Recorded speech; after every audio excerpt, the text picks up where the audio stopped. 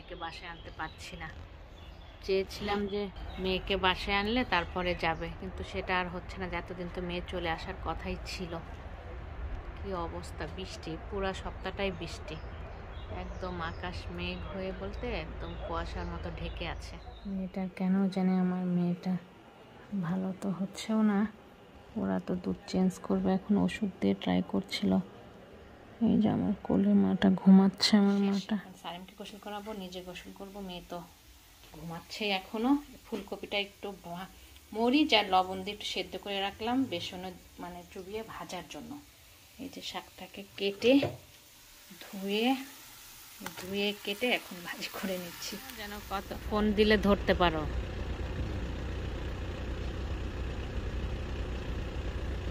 সারিম school থেকে আসবে, তারপর আবার তো হসপিটালে যাওয়ার টেনশন আছে, সব কিছু গোছগাছ করে নিতে হবে আমারও।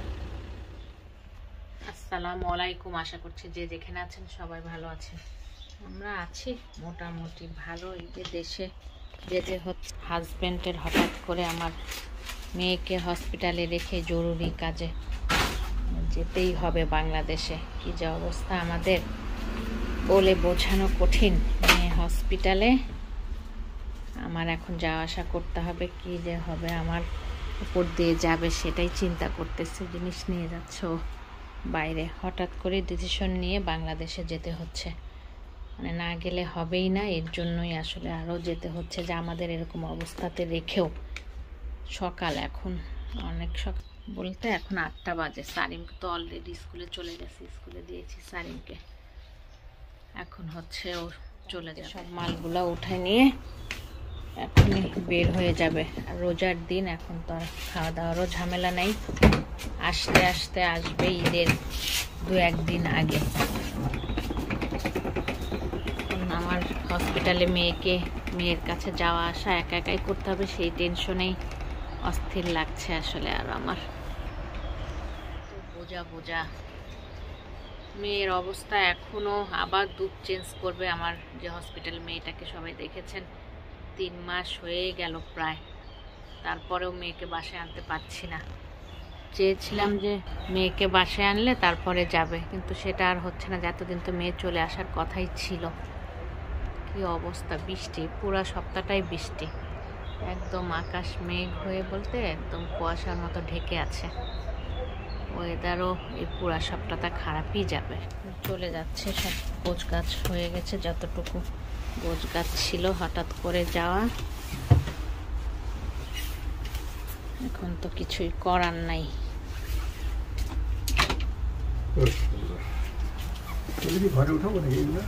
না উঠালেও হবে।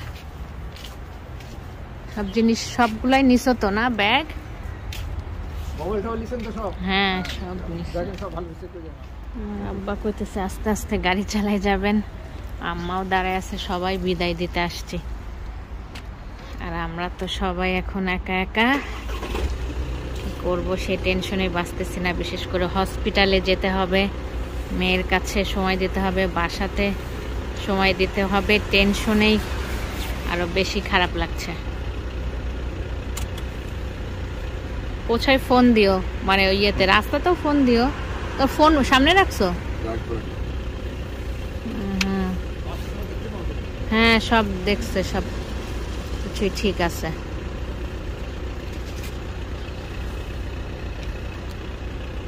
গাড়ির সঙ্গে সেটিং করে নাও, যেন ফোন দিলে ধরতে পারো।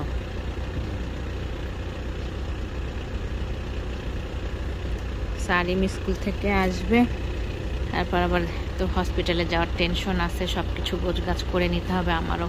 ড্যাডি তো চলে গেছে, এয়ারপোর্টে পৌঁছানো মতো হয়েও গেছে, কিছুক্ষণের মধ্যে পৌঁছাও যাবে। আর তো পরে কিছু শেয়ার করি নাই, এখন রান্না করছি। সারিম স্কুলে এখনই চলে আসবে। এখানে সবজিগুলো একটু ভেজে নিয়েছি, আলু, ফুলকপি, পেঁপেরনি ভেজে উঠিয়ে রেখে ওই ফ্রাই প্যানে আবার পেঁয়াজ ভেজে নিচ্ছি। মশলা কষিয়ে সবজিটাই রান্না করব। কিছু টমেটো প্রথমে দিব গলিয়ে যাওয়ার জন্য, কিছু আবার গোটা রাখার জন্য বড় করে কেটে নিয়েছি। তো কাজকর্মই সব করে নিচ্ছি। আর এটা স্পিনাচি শাক, এটা একটু ভাজি করব। রোজার মধ্যে তো এত খাওয়া যায় না, অল্পই সবাই খায়। আর শাশুড়ি আর বাবা তো দুধ ভাত খায়, ওই রাতের জন্য বেশি রান্না করি না। সালিমের ড্যাডি যেহেতু নাই, গরুর মাংস রান্না একটু রয়ে গেছে, ওইটা ভাজা ভাজা হয়ে যাচ্ছে। ওইটার মধ্যে আবার আছে কালকের হচ্ছে ইলিশ মাছ জাল দেওয়া, এর জন্য তেমন কিছু করব না। পেঁয়াজও ভাজবো মানে ইফতারির জন্য, শাশুড়ি আর বাবার জন্য, আর আলুর চপ, যেটা হলেই হয়ে যাবে। রান্না শেষ করে আমার তো আবার হসপিটালে যেতে হবে আমার মেয়ের কাছে।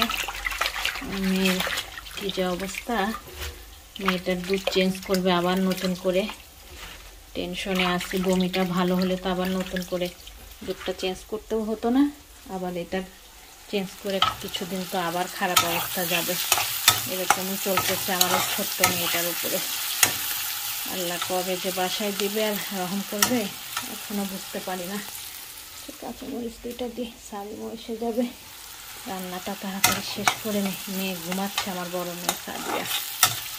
নাস্তা করে আবার ঘুমিয়ে যায়। পাখিতে এসে গেছি স্কুল থেকে, চাচ্ছু দিয়ে গেলাম আমার বাবাকে।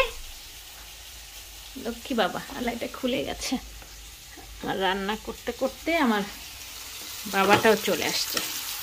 কষিয়ে নিচ্ছি মশলা, জানতে না হচ্ছে না পাখি। যে সবজি রান্না করছে, এটা খাবে তুমি? এটা কালারফুল সবজি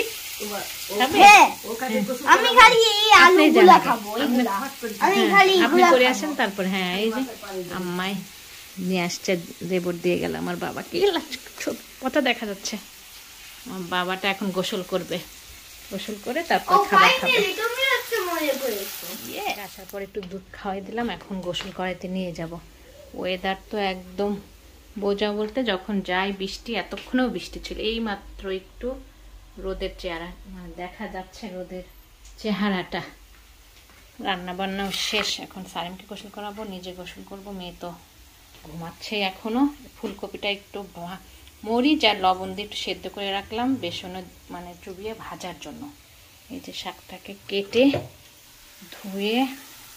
ধুয়ে কেটে এখন ভাজি করে নিচ্ছি। কথাবার্তা সবসময় আমার আজকাল উল্টা পাল্টাই হয়ে যায়। এরকম অবস্থাতে আসলে ঠিকও থাকে না কথা। শাক ভাজিটা হলেই লাস্ট রান্না শেষ। আর এই যে সবজিটার লুকটা একটু দেখিয়ে দিই, লাস্টে এরকম করে রান্না করেছি। শাক ভাজিটা করলেই রান্না কমপ্লিট, কিচেনের কাজ কমপ্লিট, শুধু ভাজা পোড়াটা রয়ে যাবে। করে দিয়েন তো। এখন আমি বের হয়ে গেলাম সব কাজকর্ম সেরে।